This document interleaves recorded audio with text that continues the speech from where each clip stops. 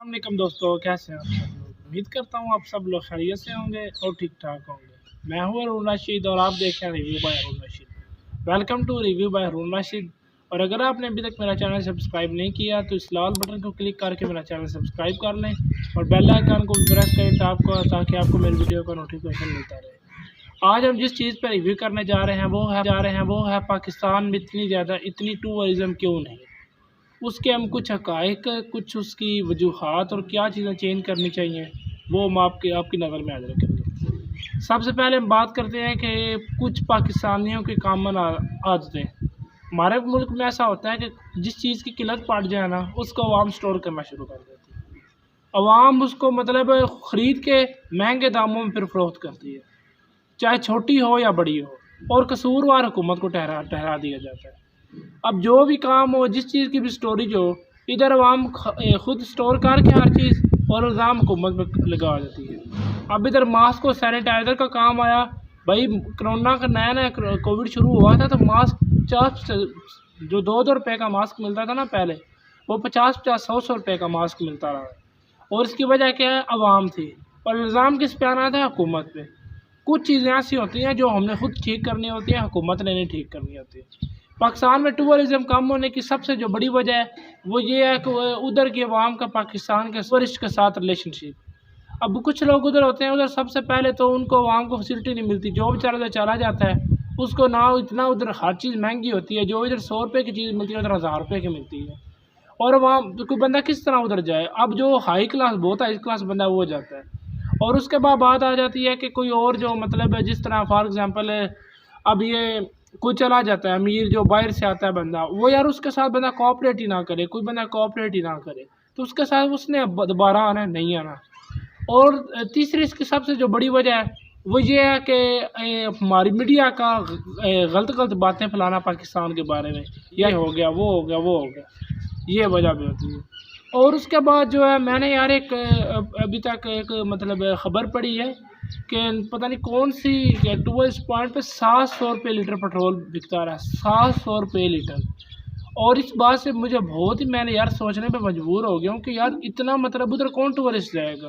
اور ایک ٹویٹر پہ آدمی کہہ رہا تھا یار میں صرف اپنی جو گاڑی ہے نا وہ ادھر اس لیے چھوڑ کے آ گیا ہوں کیونکہ یار میرے پاس میں پٹرول نہیں تھا ڈلوا سکتا، اتنا پٹرول ادھر مہنگا تھا، اور کوئی چیز ملتی ہی نہیں پہلے نمبر پہ، جو مل جائے تو وہ اتنی مہنگی ہوتی ہے، اللہ معاف کرے۔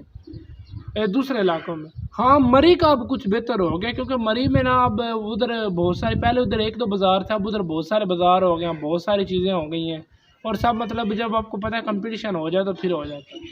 حکومت کو چاہیے کہ یار عوام کو بھی چاہیے، حکومت کو بھی چاہیے کہ عوام کو ادھر سٹورز بنوائیں، ادھر ہر چیز بنوائیں اور بہت ساری چیزیں بنوائیں، جس کی وجہ سے یہ ہو کہ یار فائدہ ہو اور بندے کو پتہ چلے یار کہ میں کہیں چلنے پھرنے گھومنے پھرنے جا رہا ہوں، مجھے کسی چیز کی پرابلم نہیں ہوگی۔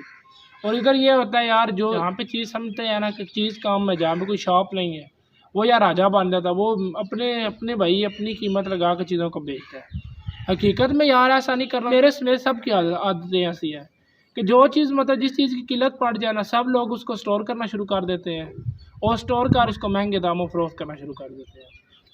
اس کے بعد بات آ جاتی ہے کہ یار اب کے پی کی حکومت یار گلگت بلتستان میں، ادھر آزاد کشمیر میں یار اب آپ کو ہوٹل ہی نہیں ملتے رہنے کے لیے، بہت دور دور تک آپ لوگ جاؤ کو تو آپ کو ہوٹل ملتا ہے، کچھ آپ کو اسٹے کرنے کے لیے تھوڑا سا وقت ملتا ہے، ورنہ آپ کو ہوٹل ہی نہیں ملتا۔ یار جس ٹورسٹ پوائنٹ پہ ہوٹل ہی نہ ہو وہاں پہ ٹور کرنے کس لیے جانا ہے؟ اور اس میں اب بات آ جاتی ہے اس میں کیا چینجنگ کرنے چاہیے، کس چیز کو تبدیل کرنا چاہیے۔